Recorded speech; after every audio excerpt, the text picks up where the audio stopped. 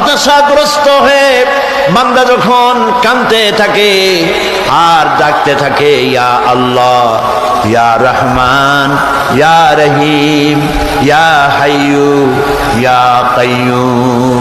একটুখানি তাহাজ্জুদে ওঠেন, গভীর রাত্রে ঘরের সবাই যখন ঘুমানো, আপনি তখন উঠুন, উজু করে একাকী রুমের ভিতরে ঢুকে তাহাজ্জুদের নামাজ আদায় করে চোখ বন্ধ করে যদি ডাকতে থাকেন মধুর সুরে, ইয়া আল্লাহু, ইয়া রহমানু, ইয়া রহিমু, ইয়া হাইয়ু, ইয়া কাইয়ুম।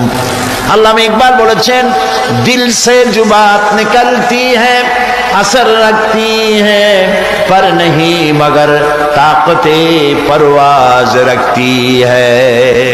দিল থেকে যে কথা উচ্চারিত হয়, মুখের কথা আর মনের কথা ভিন্ন রকম।